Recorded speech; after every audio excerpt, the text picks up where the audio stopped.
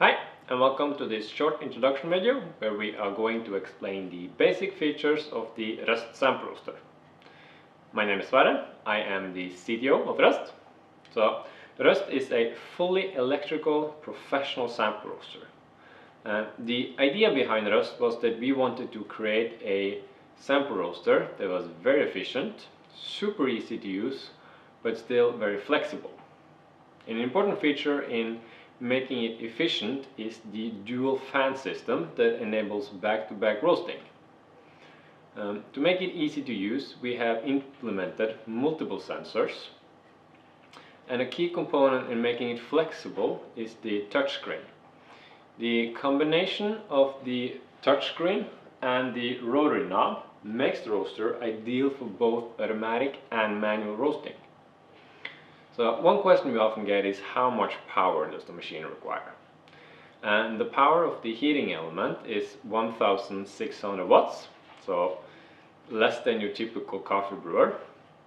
And at maximum power you can reach first crack in well under 3 minutes. So there is plenty of power in the machine to create whatever profile you want. To turn the machine on, simply turn the switch at the back of the machine. You find the power switch, as I said, at the back of the machine next to the power port. One important thing is that you should always start the machine with the drop handle in the open position, as shown here. And once you turn the machine on, you can place the drop handle back in the closed position. The machine will now start preheating the roasting chamber to the it will now start preheating the roasting chamber to the starting values of your selected profile. As I already mentioned, you can roast either manually or automatic or a combination. And for this demonstration, we will use an automatic profile based on the air temperature inside the roasting chamber. We call this the environmental temperature, or simply ET. For more information, you can see our videos on how to create profiles. So the machine is now ready to start roasting, and today we're going to roast a super nice Kenyan coffee. It's a coffee from Karagutu, a super clean coffee with flavor notes of red berries and blackberries. So to start roasting, all you have to do is open the charge handle and pour the coffee in.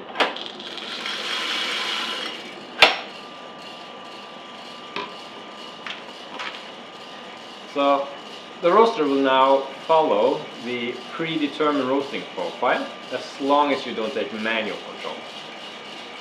And as you can see, the power is adjusted based on the temperature profile automatically. If you want to take manual control, simply press on the power wheel and turn the rotary knob. The roaster would then be in manual control for the rest of that roast, but for this demonstration we will keep it in automatic mode. For each profile you can vary the RPM of the mechanical agitation, speed of the fan, and the air temperature inside the roasting chamber. In this profile we are adjusting the mechanical agitation and the air temperature, but we have a fixed fan setting. All important parameters in this roaster are accessible through the touchscreen. The environmental temperature is seen in blue and the bean temperature in red. Here you have the fan setting, and here you have the power setting as previously mentioned. To change the fan setting, simply press it and adjust it with the rotary knob. A handy feature is the event button. You will find this in the upper left corner, as you see. And when the roasting has started, it will say yellowing. If you press it, a line in the log will appear with the tag yellowing. The next event is first crack, and this event will appear on the screen after the bean temperature has reached a certain temperature or after you have pressed yellowing. More advanced features are accessible through the menu that is, or the settings hidden in the time field.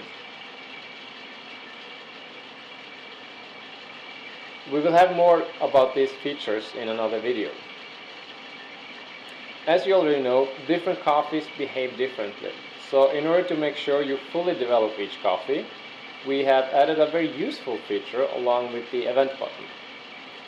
When you register first crack, this timer starts counting downwards and automatically drops the coffee. For most coffees, we prefer to roast 50 seconds into first crack, and we register first crack when you can hear around 3 cracks appearing within a short time frame. The timer can be adjusted or cancelled or at any time. If you know your coffee well, you can create a fully automatic profile that ends the roasts at a given time or bean temperature. We do this a lot for coffees that we roast for brewing here at the office, usually using around 110 gram batches as well. The ideal capacity of the machine is 100 grams, but you can roast anything from 40 grams up to 120-30.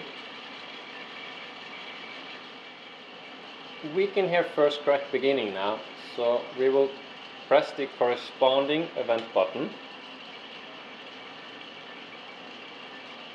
The counter, as seen at the top right side of the screen, will now start counting downwards until it reaches the end of your roast.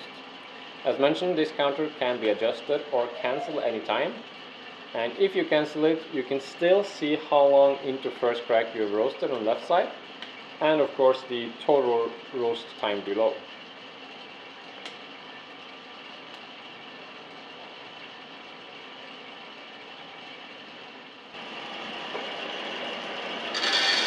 So the bean cooler fan is now set to automatically increase in power for 90 seconds to ensure a fast cool down of the roasted coffee.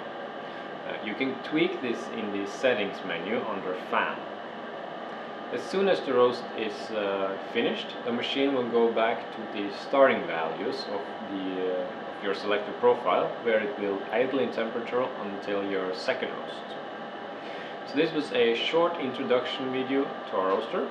We will upload more videos explaining some of the more advanced features of the ROEST sample roaster.